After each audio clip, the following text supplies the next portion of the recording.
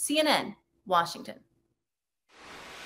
Leroy Chow is a retired NASA astronaut and former commander of the International Space Station. And we're lucky to speak with you on this day. So, Leroy, thank you. My pleasure, thanks. So, when it comes to the space station, breaking up is hard to do, literally. Here's part of an explainer which appeared on NASA's website. The space station was not designed to be disassembled. Attempts to detach the US orbital segment and the Russian segment would encounter major logistical and safety challenges given the multitude of external and internal connections, the need to control spacecraft attitude and altitude, and software interdependency. So, given all that, is there another country with a space program as advanced as the Russians which could fill their shoes? Is that even possible?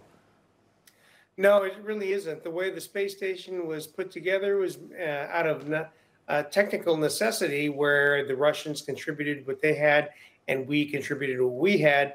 And the result was that it takes both sides, both control centers, working in concert to keep the space station going. So if one side were to stop cooperating, frankly, there is nothing that anyone could do. The space station simply couldn't continue without that. So, in other words, what you're saying is that there's no contingency plans here. There's nothing on the on the shelf which they can draw on to try and come up with a plan if the Russians are true to their word. No, there's really nothing that could be done within the time period. I mean, basically, the U.S. could try to put together a module that could be launched and attached to the station that could replicate some of the critical functions that the Russian segment could do. But, frankly, in the time frame we're talking about, a couple of years, it's really not practical that we could mount an effort to create such a module, develop and build it and launch it into space in time. This announcement came from the newly appointed head of the Russian Space Agency, who said the reason for leaving was to focus on Russia's own space industry. Listen to this. Here he is. The space industry is in a difficult situation, and I view my main goal, along with my colleagues, as to not drop, but to raise the bar. And first of all, to provide the Russian economy with the necessary space services. I just want to work out, is he saying partnering with NASA has been a brake on Russia, holding them back from their own space industry, from excelling in their own way?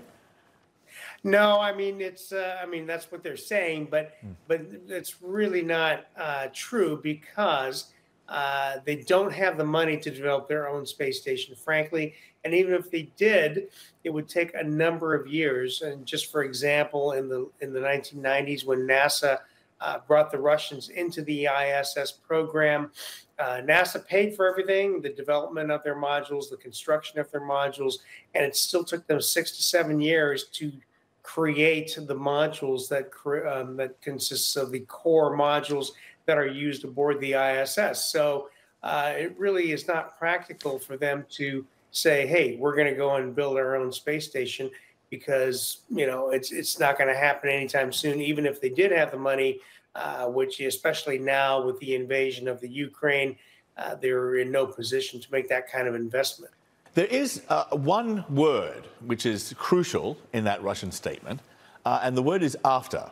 The Russians plan to withdraw after 2024. After 2024 could be, the day after 2024, or it could be 100 years from 2024. And it's not gone unnoticed because, Moscow has yet to formally advise NASA that they plan to leave. That's right. They have not officially notified NASA, so 2024, after 2024, very carefully worded. And frankly, after 2024 is 2.5 years, plenty of time for them to change their minds or just to kind of ignore this, deadline that they have kind of announced. So it does seem to be, a bit of saber rattling or threats, because they've threatened this so many times before, right?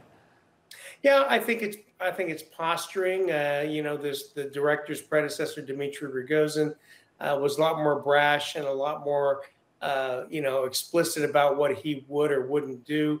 And so this is a little more subtle of a statement along the same lines. However, if the Russians are serious about this, that means they're going to walk away from their human spaceflight program. And I frankly don't see them doing that. They've got nothing if they're not going to launch cosmonauts to the International Space Station.